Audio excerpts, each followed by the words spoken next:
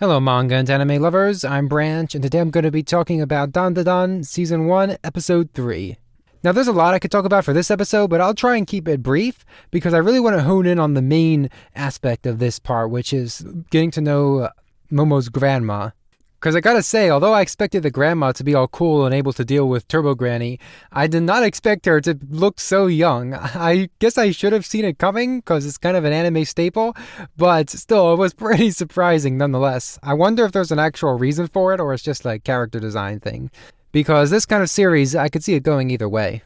But I do have to say, I really appreciate the grandma's character and all. She's really good in, I don't want to say even a battle, but, well, it is a battle, but in her specialty, which is using barriers, it seems. As she says, borrowing the power of the gods of the land in order to enact some kind of psychic abilities. Although she seems to not consider it really psychic, as in like moving things with her mind, just like kind of telling the future and making barriers, it seems. But I really liked her introduction. It was very clear, easy to understand her powers, and I really appreciate how the fortune telling she did at the beginning of the episode turned out to be true by the end. Because I honestly thought that was just fake, like she was doing it for money.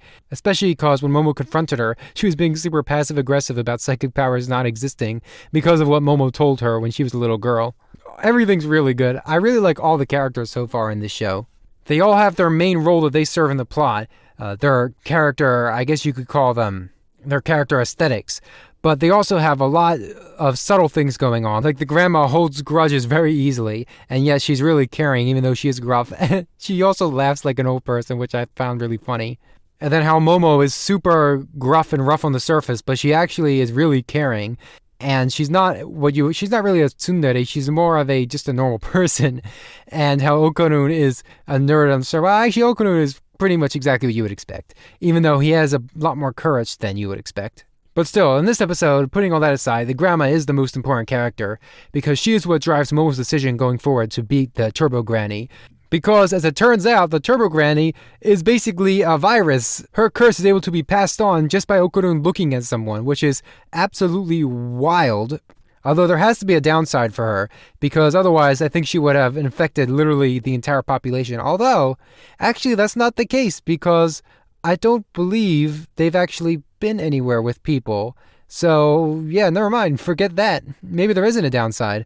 Although, no, there has to be a reason why she wants them to go to the tunnel. I mean, obviously it's her home turf, but there has to be something that she wants them to do in order to lure them there, instead of just killing them off like she's doing currently. Speaking of powers, the explanation for Momo's powers is actually really interesting, how her psychokinesis is basically two giant invisible hands, or that's how she visualizes it at least, and once we see her visualizing it, we can actually see the hands in certain parts.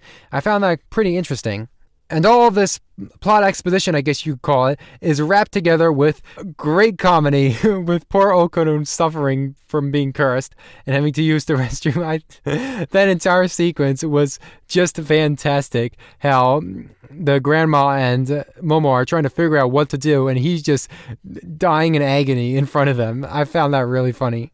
And it's mostly thanks to the animation and the voice acting, because the animation and the voice acting carries these moments so hard.